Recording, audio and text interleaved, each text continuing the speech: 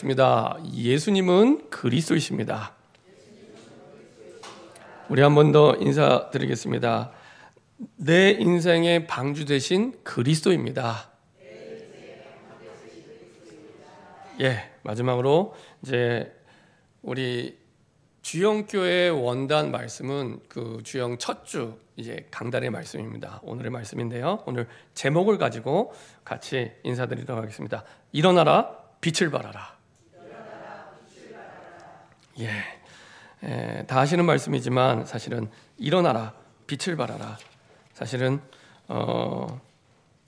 그리스도께서 이 땅에 오셨을 때 어떻게 우리의 삶 가운데 역사하시는지 그리고 축복하시는지가 가장 잘 나타나 있는 게 이사야고요. 특별히 이사야 60장부터 62장까지는 그런 내용들이 그리스도가 이 땅에 오셨을 때, 메시아가 이 땅에 오셨을 때 어떤 응답과 축복이 있는지가 너무나 잘 나타나 있는 내용이 이사야 60장부터 62장까지의 말씀입니다. 그래서 이사야 1장부터 39장까지는 계속해서 심판에 대해서 말씀하고 있고요. 그리고 40장부터 66장까지는 하나님이 주시는 그 그리스도의 그 축복과 회복의 언약, 그리고 그 능력의 언약들이 어떻게 삶의 현장 속에 나타나는지가 잘 나타나 있습니다. 그래서 이사야서에는 몇 가지 별명이 있습니다. 별명. 지난번에도 한번 말씀드렸지만은 이사야는 구약의 복음서다라고 얘기를 합니다. 그 어떤 성경보다도 그리스도에 대해서 가장 많이 예표하고 있고요. 그리고 사실은 예수님이 구약에 있는 성경 가운데 가장 많이 인용하는 말씀도 이사야서의 말씀입니다. 그래서 하나님께서는 이 이사야를 통해서 앞으로 오실 메시아, 앞으로 오실 그리스도에 대해서 끊임없이 계속 말씀하고 선포하고 있습니다. 그러다 보니 이 이사야의 또 다른 이사야서의 별명이 있습니다. 어떤 별명이냐면은 꿈의 성경이다. 꿈의 성경. 이런 별명이 있습니다. 왜냐하면 이사야의 대부분의 말씀은 당장 현실에 나타나는 내용들이 아닙니다. 대부분이. 적어도 50년, 100년 뒤에 있을 바벨론의 심판, 그리고 그 70년 뒤에 있을 회복, 그리고 이제 700년 뒤에 있을 그 그리스도가 이 땅에 오심, 그리고 그 속에서 2000년이 지난 지금까지 그리스도의 교회들이 어떻게 그리스도를 통해 교회가 세워지고 응답을 누리고 축복을 누리고 그 축복을 전달하는지 그 내용들이 적혀져 있습니다. 그러다 보니까 이 시대 사람들이 이사야의 말씀을 이해를 못했어요. 그래서 이사야가 아무리 이 엄청난 말씀을 전달을 해도 듣는 사람이 별로 없었어요. 우리 같으면 야, 이사야 선지자가 직접 얘기하는데 우리는 책을 통해 지금 듣고 있는데 직접 얘기할 정도면 다 믿고 다 들어야 되는데 오히려 이때 당시에는 반대였습니다. 대부분 못 알아들었고 못 듣고 있었고요. 믿는다도 거의 없었고요. 그 다음에 이 말씀을 따라가는 사람도 거의 없었습니다. 그야말로 이사야가 말씀을 선포할 때는 허공에 얘기하는 것처럼 이렇게 사실은 선포되는 지간패였습니다.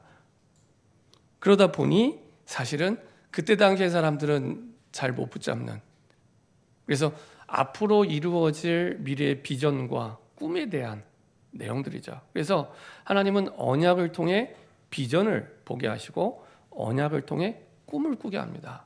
이게 가장 잘 나타난 성경이 이사야입니다. 그래서 우리가 언약의 꿈, 언약의 비전 하잖아요. 하나님의 말씀이 임할 때 사실은 보게 되고요. 비전, 미래를 보게 되고요. 하나님의 말씀이 임하게 될 때 꿈꾸게 됩니다. 그야말로 그 사도행전 2장에 있는 유엘 선지자의 말씀이 성취되는 것처럼 그렇죠? 꿈꾸게 되는 그런 응답들이 나타나게 되죠. 대부분의 사람들은 현실에 매몰되어 살아가고 있습니다. 많은 현실의 힘듦과 어려움 속에 살다 보니 꿈꾸기보다는, 미래를 위해 살기보다는 현실에 매몰돼서 하루하루 살아가게 됩니다. 근데 성경은 계속해서 말씀합니다.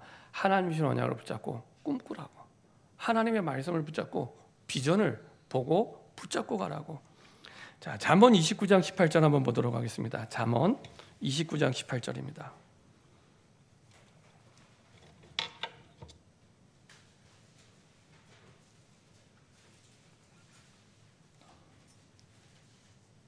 잠언은 솔로몬이 지었죠. 솔로몬의 잠언이라고 하는데요. 잠언 29장 18절입니다.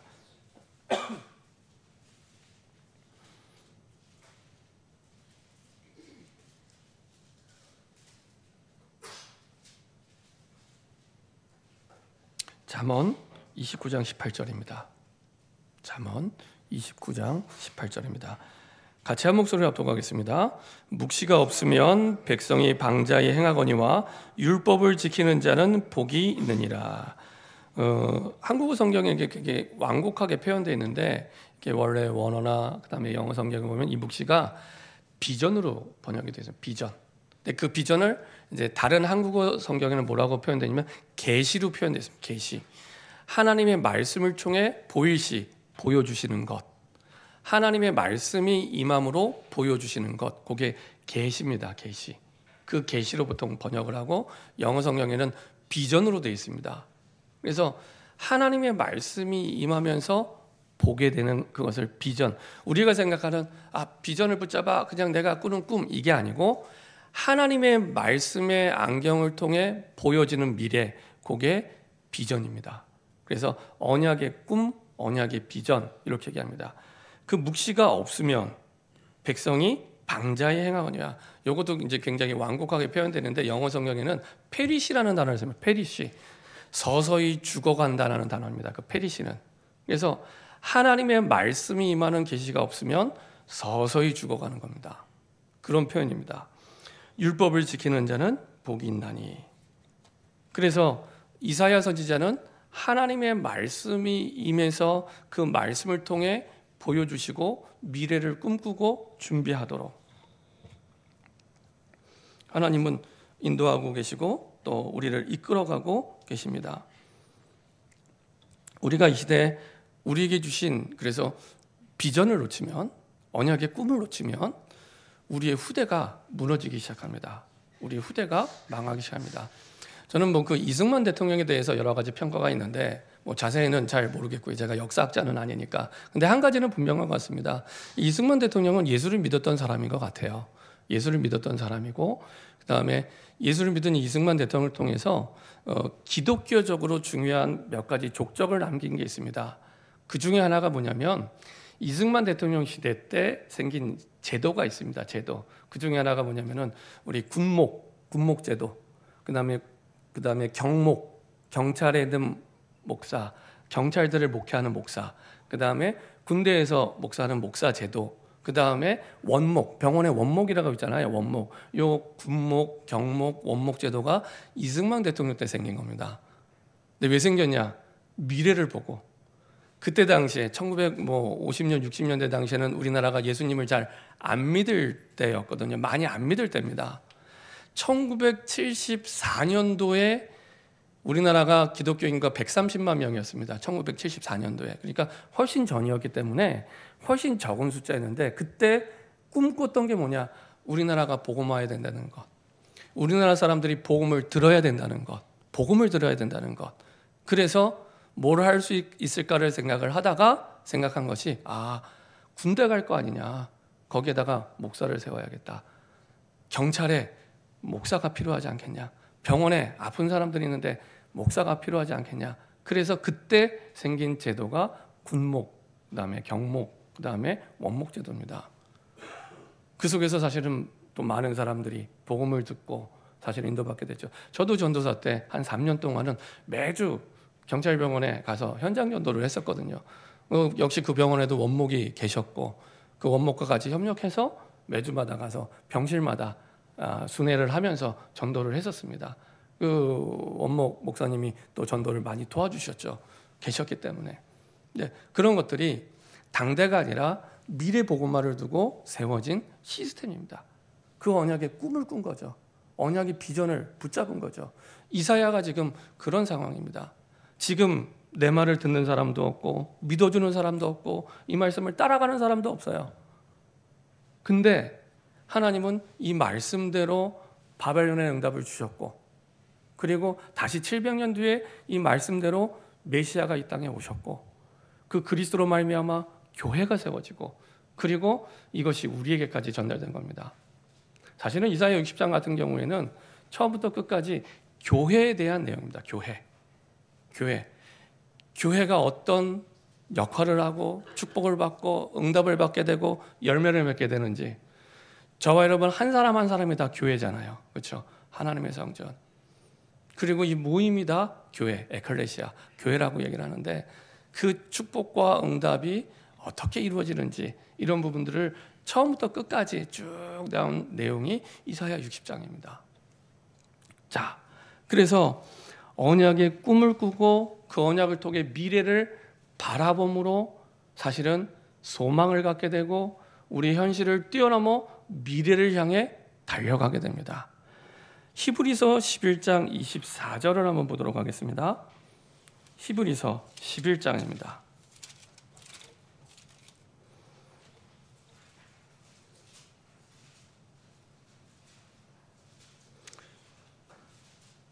히브리서 11장 24절부터 28절까지 한번 읽어보도록 하겠습니다. 히브리서 모세에 관한 얘기인데요.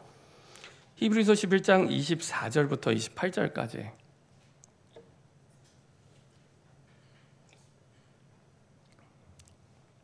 같이 한 목소리 합독하겠습니다. 믿음으로 모세는 장성하여 바로의 공주의 아들이라 칭함받기를 거절하고 도리어 하나님의 백성과 함께 고난받기를 잠시 죄악의 낙을 누리는 것보다 더 좋아하고 그리스도를 위하여 받는 수모를 애굽의 모든 보화보다 더 큰 재물로 여겼으니 이는 상주심을 바라봄이라. 믿음으로 애굽을 떠나 왕의 노함을 무서워하지 아니하고 곧 보이지 아니하는 자를 보이는 것 같이 하여 참았으며 믿음으로 유월절과 피 뿌리는 예식을 정하였으니 이는 장자를 멸하는 자로 그들을 건드리지 않게 하려 한 것이며. 여기까지 보시겠습니다. 자, 믿음으로 모세는 장성하여 바로의 공주의 아들이라 칭함을 받기를 거절하고 하나님의 백성과 함께 고난받기를 잠시 죄악의 낙을 누리는 것보다 더 좋아하고 그리스도를 위하여 받는 수모를 애굽의 모든 보화보다 더 큰 재물로 여겼으니 이는 상주심을 바라봄이라. 상주심을 바라봄. 그러니까 하나님이 나에게 주실 하늘의 상급을 두고 그리스도를 통해 주실 그것을 바라봄이 있었기 때문에 그 모든 현실을 뛰어넘을 수 있게 된 겁니다. 그렇죠? 모세의 힘도 아니고 모세의 능력도 아닙니다. 그 바라봄이 있었습니다. 현실을 바라본 것이 아니라 하나님이 주신 언약을 통해 주실 비전과 미래를 바라보고 그리고 영원한 하늘의 상급을 바라봄이 있었기 때문에 나에게는 현실을 뛰어넘을 수 있는 힘을 얻게 되고요. 기뻐할 수 있게 된 겁니다. 그 바라봄이 있었습니다. 그렇죠? 그래서 우리에게 붙잡는 언약, 그 언약의 비전, 언약의 꿈은 너무나 소중하고 중요합니다. 그래서 이사야는 그 바라봄이 있었기 때문에 아무도 내 말을 들어주지 않고 아무도 믿어주지 않고 그 말씀을 따라온 자가 없는데 그 바라봄을 통해서 하나님은 시대와 그 미래와 다음 세대를 후대를 살리는 중요한 발판이 되게 하셨습니다. 우리가 작년 안에 2024년 만물을 위해 기치를 들라, 만민을 위해 구원의 깃발을 들라라는 말씀을 받고 한 해를 달려왔습니다. 우리가 얼마나 구원의 깃발을 들고 달려왔는지를 한번 돌아보고요. 나를 통해 지난 한 해 동안 얼마나 많은 불신자와 또 사람들에게 구원의 복음이 전달됐는지를 또 확인하면서 하나님 우리 교회에 원하시는 방향이 전 세계를 살리는 교회, 세상을 치유하는 교회, 그리고 전 세계 후대를 세우는 교회로 하나님은 이끌어 오시고 인도하셨습니다. 이것을 이제는 실제적으로 실현하기 위해서는 일어나라. 그리고 빛을 발하라. 이 언약 속에 하나님이 우리를 부르시고 인도하십니다. 자, 첫 번째로 일어나라는 얘기는 복음의 사람으로 먼저 서라. 복음의 사람 먼저 서라. 이게 이사야 60장 1절입니다. 이사야 60장 1절 우리 같이 한번 합독하도록 하겠습니다. 일어나라, 빛을 발하라. 이는 내 빛이 이르렀고 여호와의 영광이 내 위에 임하였습니다. 자, 일어나라. 이 일어나라는 말은 뭐 앉았다 일어나라 그 얘기가 아닙니다. 이 일어나라는 말은 예수님 때문에 받은 구원, 네가 먼저 구원받아라 그 얘기입니다. 그리고 구원의 신분과 권세를 회복해라. 그 생명의 축복을 회복해라. 그렇죠? 일어나라. 그래서 신약 성경에 보면 마가복음 5장 41절에 보면은 그 회당장 야이로의 딸, 12살 된 야이로의 딸이 나옵니다. 근데 예수님이 지나가다가 그 딸을 살리러 가다가 이 12살 소녀가 먼저 죽게 돼요. 근데 죽고 나서 예수님이 찾아가서 이 딸을 살리십니다. 그때 표현했던 단어가 기억이 나세요? 표현했던 단어 달리다 굼. 그렇죠? 달리다 굼이 어떤 뜻입니까? 소녀여 일어나라. 이게 일어나는 뜻이 쿰이라는 뜻이에요. 쿰. 그게 일어나라라는 뜻입니다. 그 말은 구원을 받아라. 하나님의 구원이 임한 겁니다. 하나님의 생명이 임한 겁니다. 그래서 이사야 60장 1절에 일어나라. 이거는 네가 먼저 구원받아라. 네가 먼저 구원의 그 축복과 확신과 신분을 회복해라. 일어나라. 그 말씀이죠. 그래서 우리가 먼저 생명 얻고 우리가 먼저 구원받고 그 확신 속에 있을 때 다른 사람을 살릴 수 있게 됩니다. 그래서 우리는 보통 스스로 빛을 비출 수 있는 발광체가 아닙니다. 그렇죠? 우리는 빛이 비춰져야 비출 수 있는 반사체입니다. 스스로 빛을 비출 수가 없어요. 스스로 구원을 이룰 수가 없습니다. 그래서 빛이 우리에게 비춰졌을 때 우리가 구원을 받고 이것이 내 가족과 내 현장에 전달이 돼서 반사가 되는 거죠. 그래서 일어나라. 먼저 너희가 구원을 받고 먼저 생명을 얻고 그 확신 속에 거하라. 그 말씀입니다. 일어나라. 그렇죠? 우리가 복음의 빛이 비추어질 때 하나님의 구원이 임하고 하나님의 생명이 임하게 됩니다. 하나님의 구원이 임할 때 성삼위 하나님도 우리와 함께 거하게 됩니다. 그래서 고린도전서 3장 16절 보면은 너희가 하나님의 성전인 것과 하나님의 성령이 너희 안에 너희 속에 계신 것을 알지 못하느냐 이렇게 말씀하고 있습니다. 우리가 그냥 나인 줄 알았는데 그냥 나가 아니라 하나님의 성전 그리고 하나님의 교회라고 얘기를 합니다. 교회. 이게 어마어마한 축복입니다. 어마어마한 축복. 그렇죠? 결코 무너질 수 없는 교회. 왜요? 그리스도의 반석 가운데 세워졌기 때문에 우리가 그리스도를 주로 고백할 때만 얻을 수 있는 생명, 교회죠. 그래서 성전으로 교회로. 그래서 아까 말씀드린 대로 이사야 60장은 그 성전된 교회에 주신 축복과 응답에 대한 내용들이 쭉 되어 있는 겁니다. 어떤 역할을 해야 되고 어떤 축복과 응답이 준비되어 있고 그 응답들이 나와 있는 내용들이죠. 근데 우리를 통해 복음의 빛이 잘 전달이 안 되는 것 같습니다. 왜 안 될까요?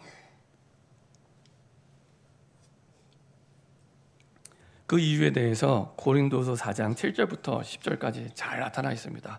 우리 고린도 후서 4장입니다. 고린도 후서 4장 7절부터 10절까지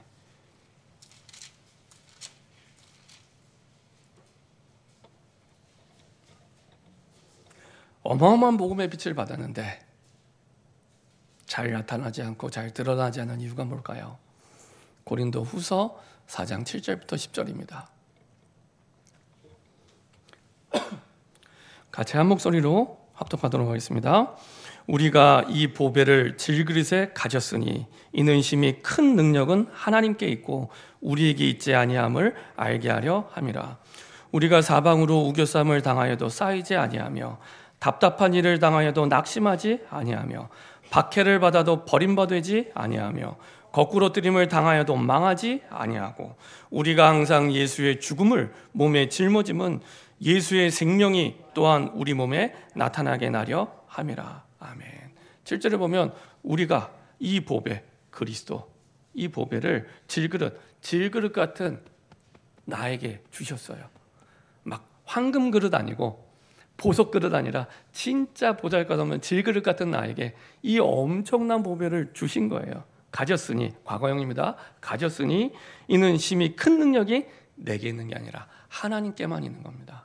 내가 할 수 있는 게 아니고요. 하나님만 하실 수 있는 거죠. 그 능력 하나님께 있고 우리에게 있지 아니함을 알게 하려 함이라. 그리고 우리가 이제 많은 일을 당하게 됩니다. 우리가 사방으로 우겨쌈을 당하여도 쌓이지 아니하며 답답한 일을 당하여도 낙심하지 아니하며 박해를 받아도 버림받지 아니하며 거꾸로 뛰임을 당하여도 망하지 아니하고 우리가 항상 예수의 죽음을 몸에 짊어짐은 예수의 생명이 또한 우리 몸에 나타나게 하리라. 예수의 죽음을 몸에 짊어졌다는 얘기는 갈라디아서 2장 20절을 얘기합니다. 내가 죽었다는 얘기입니다. 내가 죽었다는 얘기입니다. 내가 없는 겁니다. 예수의 죽음을 몸에 짊어짐은 질그릇이 깨어질 때, 나라는 질그릇이 깨어질 때 복음의 빛이 비춰지기 시작합니다. 그렇죠? 예수의 죽음을 몸에 짊어짐이 되어질 때 예수 생명이 또한 우리 몸에 나타나게 됩니다. 나라는 질그릇이 깨어질 때 이게 나타나게 되죠. 그래서 우리가 지난 주간에 사실은 일부 예배 때 요한복음 3장을 봤습니다. 요한복음 3장, 사도행전 3장을 봤습니다. 베드로가 안진뱅이를 벌떡 일으켜요. 벌떡 일으키는데 이게 그 당시 대제사장 바리새인 서기관들이 깜짝 놀랄 일입니다. 수십 년 동안 아무도 못한 일을 베드로가 한 거예요. 근데 베드로는 어디 출신이라고요? 갈릴리 출신, 나사렛 갈릴리 출신.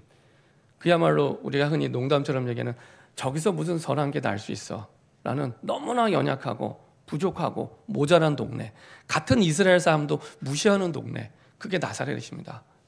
그 동네 출신이에요. 근데 그 동네 출신인 어부가, 서기관도 아니고 바리새인 어부가 안진뱅이를 일으켜버린 거예요. 그 사람들이 다 놀라죠. 아니, 저 어부가, 나사렛 출신, 저 갈릴리 출신의 어부가 어떻게 그 누구도 바꿀 수 없었던 안진뱅이를 일으켜 세웠을까? 사람들이 놀라니까 베드로가 이제 제대로 또 복음을 전하면서 얘기를 합니다. 왜 저거를 보고 우리를 쳐다보느냐? 왜 놀라느냐? 저것은 내가 한 것이 아니라 너희가 십자가에 죽이신 그리고 하나님이 부활시킨 그 예수의 이름을 믿는 믿음으로 된 거다. 이렇게 고백을 합니다. 자, 사도행전 3장 15절 16절 한번 읽어보도록 하겠습니다. 사도행전 3장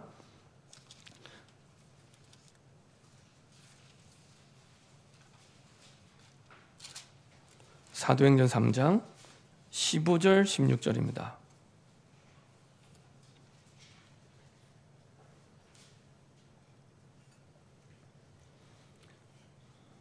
사도행전 3장 15절 16절입니다. 같이 합독하겠습니다. 생명의 주를 죽였도다. 그러나 하나님이 죽은 자 가운데서 그를 살리셨으니 우리가 이 일의 증인이라. 그 이름을 믿음으로 그 이름이 너희가 보고 아는 이 사람을 성하게 하였나니 예수로 말미암아 난 믿음이 너희 모든 사람 앞에서 이같이 완전히 낫게 하였느니라. 생명의 주를 죽였도다. 죽인 거 다 알아요. 그러나 하나님이 죽은 자 가운데서 그를 살리셨으니 우리가 이 일의 증인이라. 이거는 정확하게 예수님을 그리스도로 증거한 겁니다. 예수님이 그리스도 우리의 구원자가 되려면 우리의 죄 문제 때문에 반드시 죽으셔야 돼요. 그 얘기를 한 거고요. 그리고 우리의 그리스도가 되려면 사망 권세와 사단의 권세를 깨트리고 반드시 부활하셔야 됩니다. 그렇죠? 정확하게 예수님이 그리스도라는 사실을 다시 선포하고 우리가 이 일의 증인이라. 그래서 그 이름을 다 알고 있잖아요. 예수의 이름. 아는 사람이 안진뱅이를 일으킬 수 있는 게 아니라 그 이름을 믿음으로, 그 이름이 너희가 보고 아는 이 사람을 성하게 하였나니 예수로 말미암아 난 믿음입니다. 예수로 말미암아 어떤 믿음이요? 그 예수님이 우리의 진짜 구원자 메시아가 맞구나, 이 믿음입니다. 베드로는 이 믿음이 있었거든요. 사도행전 2장 36절 너희가 십자가에 못 박은 그 예수가 우리의 주와 그리스도가 되셨도다. 우리의 하나님이 되시고 우리의 구원자 그리스도가 되셨도다. 이 믿음이 있었거든요. 이 믿음을 얘기하는 겁니다. 예수로 말미암아 난 믿음이 너희 모든 사람 앞에서 이같이 부족하게 아니라 완전하게 낫게 하였느니라. 그렇죠? 이 사람이 복음의 사람입니다. 예수로 말미암아 믿음으로 사는 사람, 예수로 말미암아 사는 사람. 저 질그릇 같은 나를 깨트리고 예수로 말미암아 사는 사람, 현실로 말미암아 사는 사람이 아니라 예수로 말미암아 사는 사람, 문제로 말미암아 사는 사람이 아니라 예수로 말미암아 사는 사람, 그렇죠? 사람으로 말미암아 사는 사람이 아니라 예수로 말미암아 사는 사람, 그렇죠? 그 믿음이 안증뱅이를 일으켜 세운 겁니다. 그렇죠? 그 믿음이 한 주간 동안 계속 말씀을 묵상하면서 그렇구나. 복음의 사람은 딴 사람이 아니라 예수로 말미암아 믿음으로 사는 사람이구나. 예수로 말미암아 믿음으로 사는 사람이 복음의 사람이구나. 그렇죠? 그 사람이 고린도후서 4장 7절에 응답을 누리게 되고요. 갈라디아서 2장 20절에 응답을 누리게 됩니다. 우리 갈라디아서 2장 20절 한번 보도록 하겠습니다. 갈라디아서 2장 20절입니다.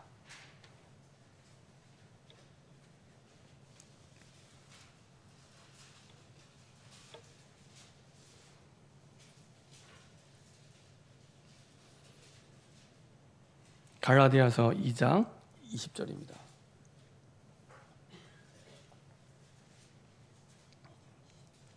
갈라디아서 2장 20절입니다.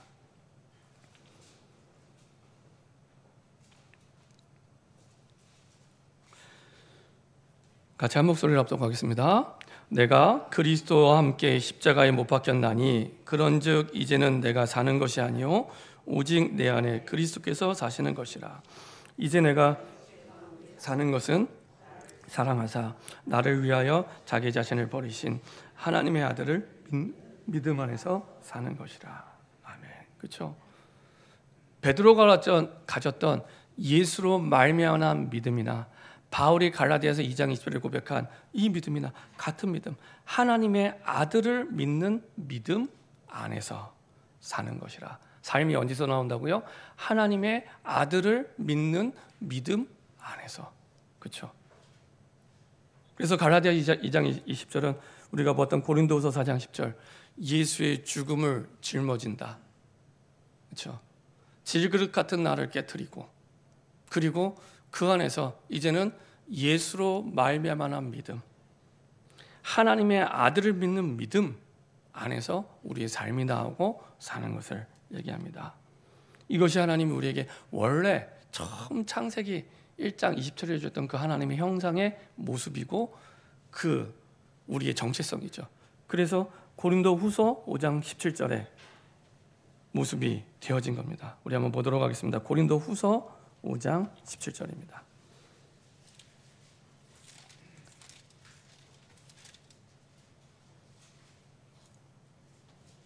고린도후서 5장 17절입니다.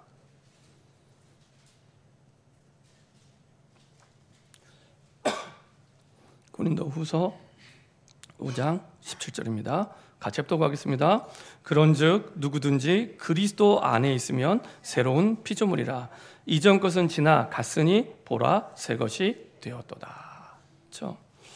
그런즉 누구든지 그리스도 안에 있으면 새로운 피조물이라. 방주 안에 그리스도 안에 있으면 새로운 피조물이라. 이전 것은 지나 갔으니 과거형입니다. 끝났으니 지나갔으니 보라 새 것이 되었도다. 앞으로 네가 잘 믿으면 그렇게 만들 거야가 아닙니다. 하나님이 처음부터 하나님의 형상을 회복시키시고 그렇게 새로운 피조물로 바꾸신 겁니다. 그렇죠? 그래서 원래 하나님이 처음 창세기 1장 27절에 만드셨던 그 형상대로 다시 재창조하시고 바꾸신 거죠. 이게 구원받은 우리의 정체성입니다.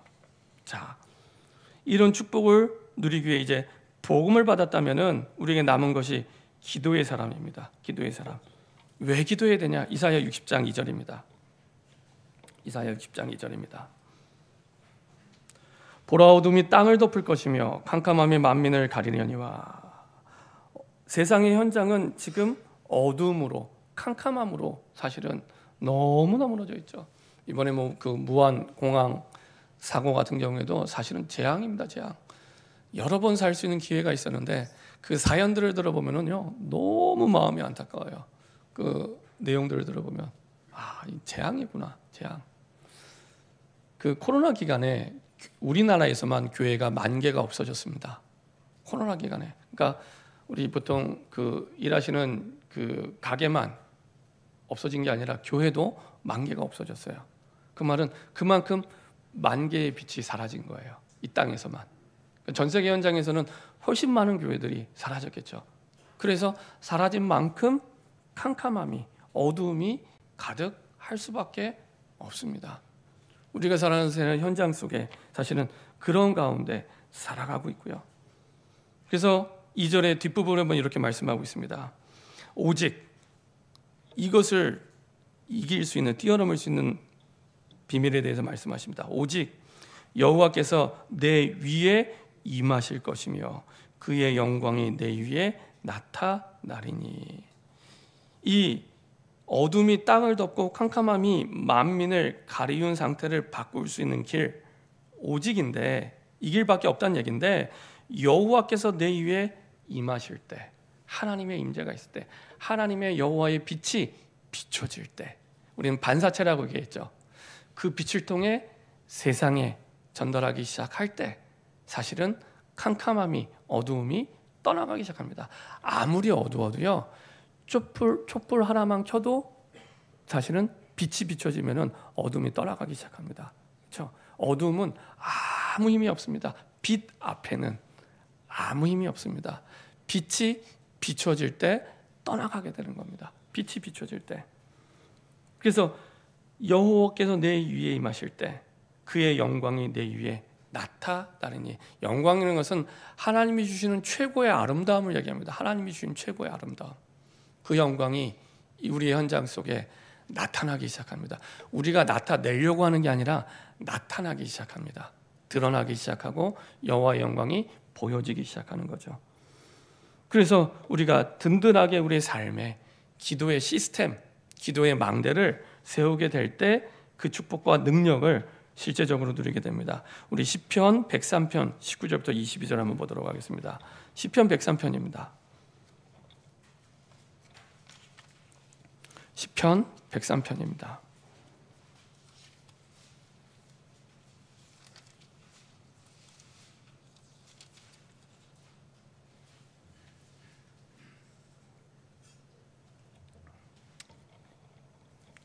시편 103편 19절에서 22절까지 말씀 보도록 하겠습니다. 시편 103편입니다.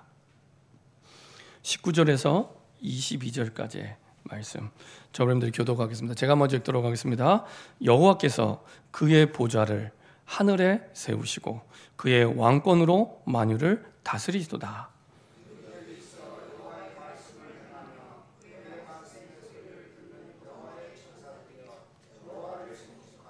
그에게 수종들며 그의 뜻을 행하는 모든 천군이여 여호와를 송축하라.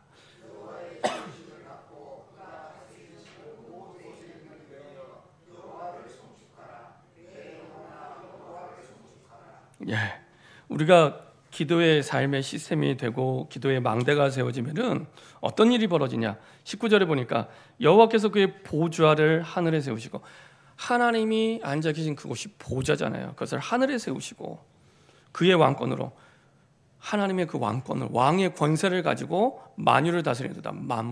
만물에 존재하는 모든 것들을 그의 왕의 권세를 가지고 다스리고 계시대요.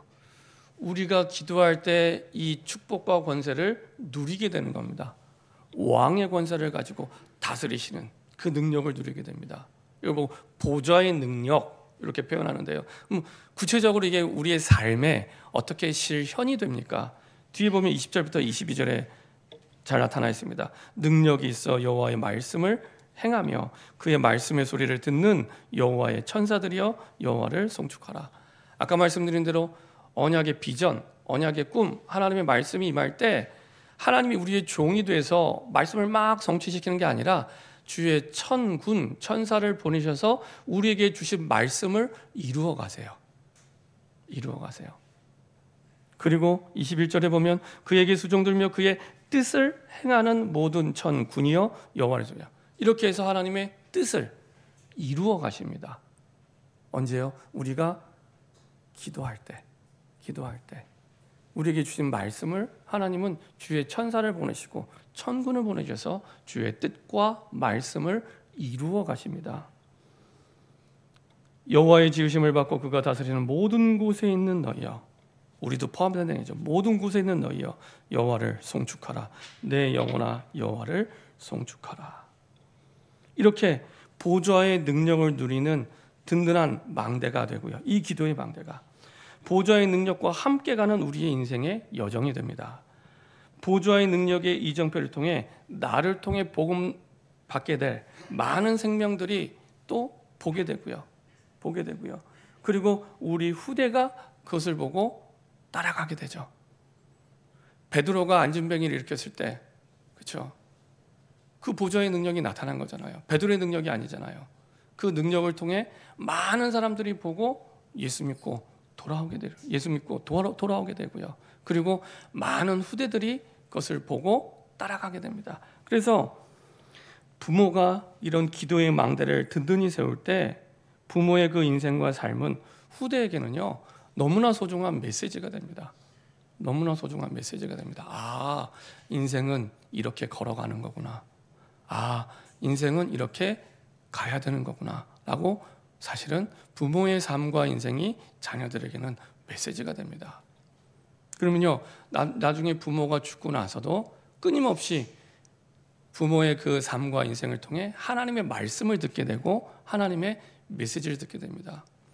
얼마 전에 우리 후배 목사님과 잠깐 포럼할 일이 있었는데 포럼하는 가운데 돌아가신 아버지 얘기를 그렇게 하더라고요. 아버님도 목사님이었는데 그 목사님이 평생 살아오시면서 목회 걸어간 그 아들도 목사님인데요. 걸어가신 목회의 길에 대해서 쭉 얘기를 하는 거예요. 쭉 목회의 길에 대해서. 그러면서 아버님은 돌아가셨는데 한 10년 전에 돌아가셨어요.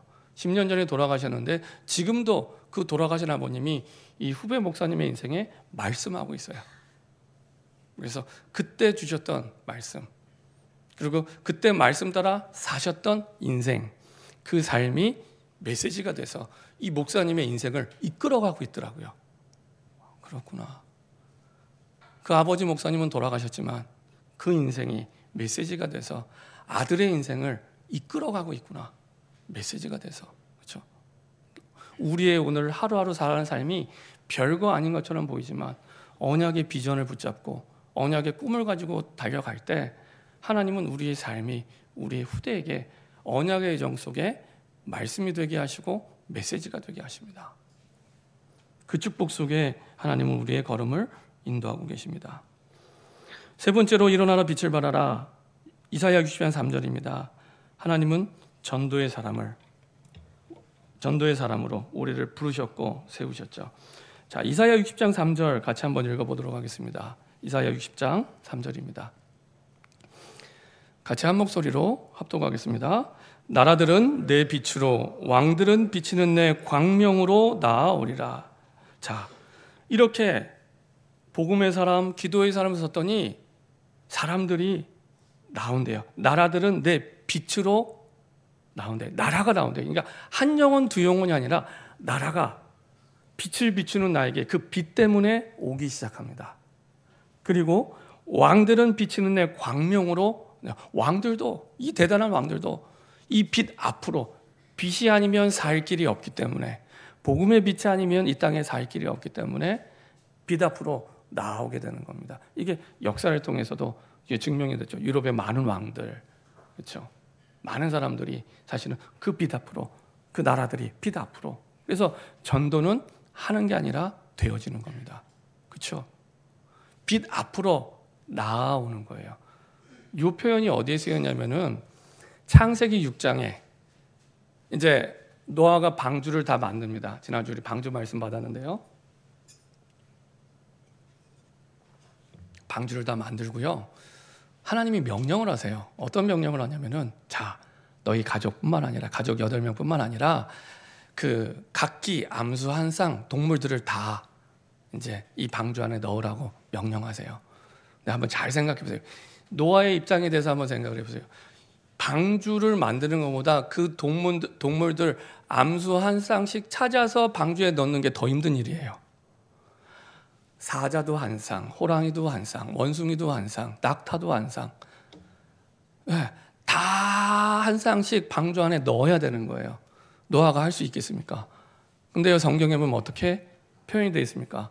그 동물들이 한 쌍씩 나와요. 노아 앞으로. 그때 쓴 표현입니다. 이사야 60장 3절의 표현이 그 표현입니다. 노아가 찾으러 간 게 아니라 방주를 만들어 놨는데 거기에 동물들이 나와요. 찾으러 간 게 아니라 나와요. 그 표현입니다. 누가 그렇게 보내신 걸까요? 하나님이 보내시는 겁니다. 그래서 전도는 하나님이 하시는 겁니다. 하나님이 보내시고 빛이 비춰질 때 그 빛 앞으로 하나님이 이끄시는 겁니다. 이게 성경적인 전도의 근본입니다. 성경적인 전도의 근본입니다. 빛을 비췄더니 사람이 나오게 되고 방주에 하나님이 그 동물을 보내신 것처럼 하나님이 이끄시는 겁니다. 그렇죠? 이렇게 하나님이 나에게 응답을 준비하고 이끌고 계십니다. 하나님은 나의 길에 100% 하나님이 준비한 응답들을 확인하게 하시고 그리고 우리에게 붙여주시죠. 이게 이사야 60장 4절부터 19절까지 이제 쭉 그 축복의 내용들이 나열되는 겁니다. 축복의 내용들이 하나님이 붙이시는 축복의 내용들이 쭉 나와 있는 겁니다.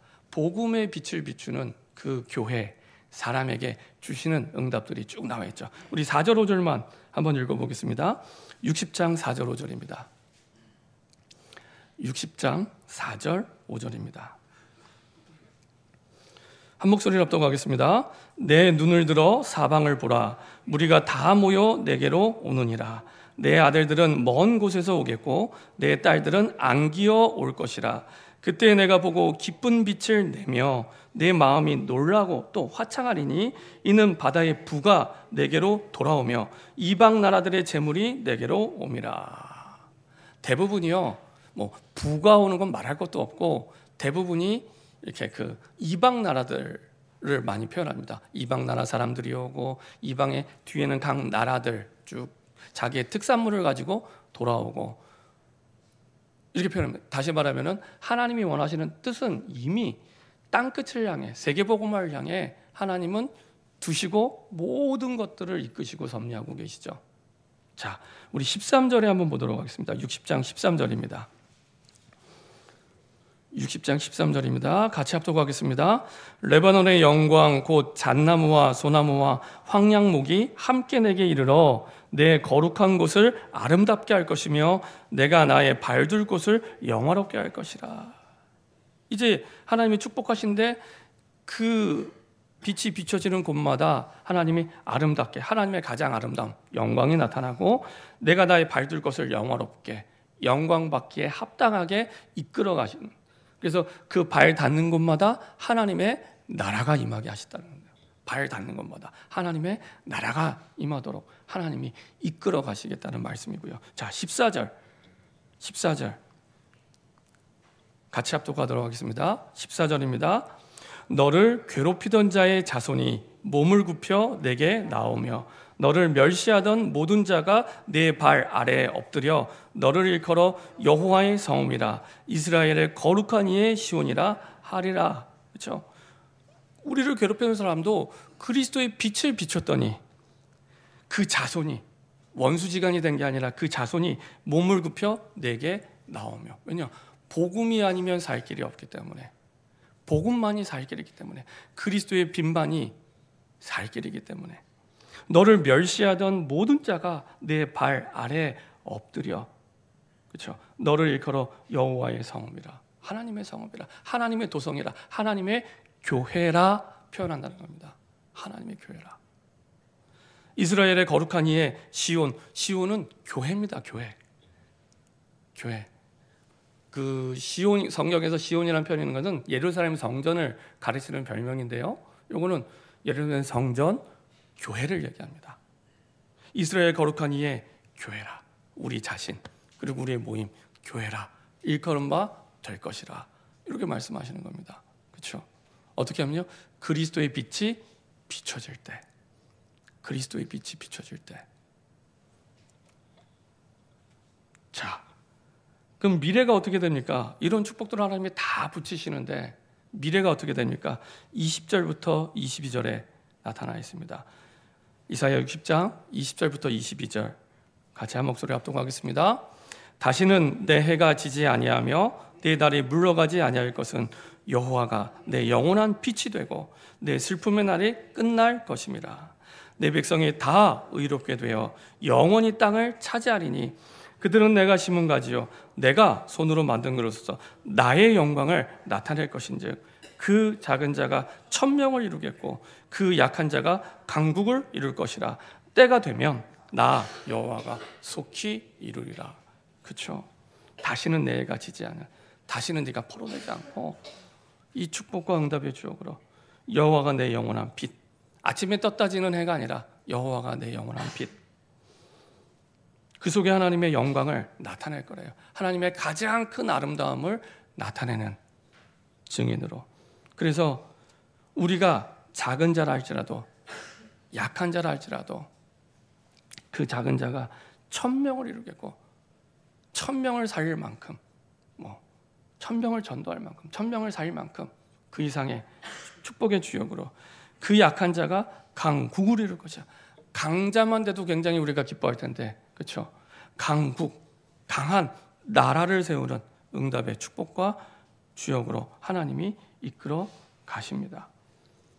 그 증인이 저와 여러분들이고 우리나라였고 그리고 시대마다 역사마다 복음이 들어가는 나라마다 복음이 들어가는 그 개인마다 하나님이 이렇게 바꾸시고 세우셨습니다.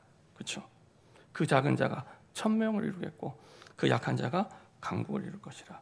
그 축복 속에 하나님이 우리를 인도하고 계십니다. 결론입니다.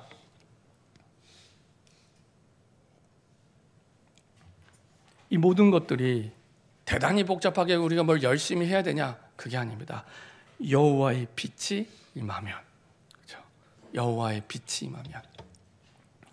그래서 우리 삶에 빛의 망대를 세우도록, 날마다 그리스도의 빛을 누리는 빛의 망대를 세우도록 내가 그리스도의 언약을 붙잡고 기도하고 그리스도 복음의 언약을 붙잡고 확인하고 그리스도의 복음의 언약을 전달하는 복음과 기도와 전도의 든든한 삶의 시스템, 삶의 망대가 세워질 수 있도록, 이게 빛의 망대입니다. 그 빛의 망대 속에 하나님은 모든 응답이 따라오도록 이끌어가고 계십니다. 저도 지난 30년 전에 이 빛의 복음을 통해서 인격적으로 하나님을 만나고 그리고 생명을 얻고 또 그리스도의 빛을 비추는 사명 속에 살아오게 하셨고요.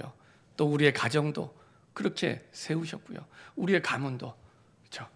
가족 친지들도 그 다음에 자녀들도 이 빛 앞에, 그렇죠? 생명을 얻고 구원을 얻고 또 다른 빛을 비추는 증인으로 살아가게 하셨습니다. 우리 교회도 마찬가지입니다. 지난주 우리 원로 목사님 통해서 우리가 받은 말씀대로 지난 30년 동안 이 복음의 빛 앞에 생명을 얻고 그리고 이 복음을 통해 구원을 받고 그리고 달려왔습니다. 그래서 하나님의 복음의 빛 앞에 많은 영혼을 살리고 또 복음의 빛을 비추는 증인으로 살아왔죠.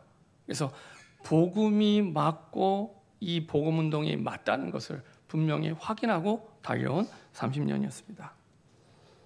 하나님께서는 이 복음 운동을 통해 사실은 새롭게 우리의 삶이 시작하기를 원하십니다. 그렇죠?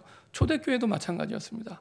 초대교회도 가장 보잘것없는 갈릴리 출신의 사도들과 연약한 사람들, 그 사람들을 통해 하나님은 약속을 주셨고 마가의 다락방에 모이게 하셨습니다. 그리고 마가의 다락방에 모여서 이 복음의 빛을 비추기 위해 기도하기 시작했습니다. 그렇죠? 그때 하나님의 성령이 임하고 그리고 생명들이 살아나기 시작했죠. 저는 우리 모든 성도들의 가정이 그럼 마가의 다락방이 되기를 소원합니다. 마가의 다락방에서 복음의 빛을 비추기 위해 기도가 시작이 되고 그리고 복음의 빛이 비춰지는 새로운 시작되기를 소원합니다. 이게 다락방 전도운동이고 이게 성경적인 전도운동입니다. 그 빛 앞에 하나님은 생명을 살리셨고 그리고 지금까지 나와 우리의 가족과 가문을 살리셨습니다. 그렇죠? 이 변함없는 복음운동이 저와 여러분들의 삶 가운데 2025년 새롭게 시작되기를 소원합니다.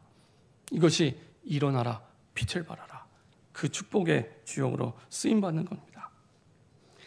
하나님께서는 우리 교회가 복음 운동을 올바르게 한다면 모든 것을 하나님이 책임지실 것입니다.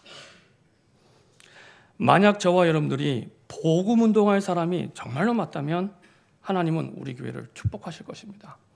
이런 축복의 주역으로 빛 앞에 저와 여러분들을 부르셨고 그 빛을 비추는 빛의 증인 되기를 소원합니다. 기도하겠습니다. 주님 감사드립니다. 일어나라, 빛을 발하라. 우리에게 이미 그리스도의 빛이 임했기 때문에 이제는 그리스도의 빛을 발하는 복음의 사람으로, 기도의 사람으로, 전도의 사람으로 서는 2025년 되게 하여 주시옵소서. 이것을 통해 하나님 최고의 영광 받아 주시옵소서. 감사드리며 주 예수 그리스도의 이름으로 기도합니다. 아멘.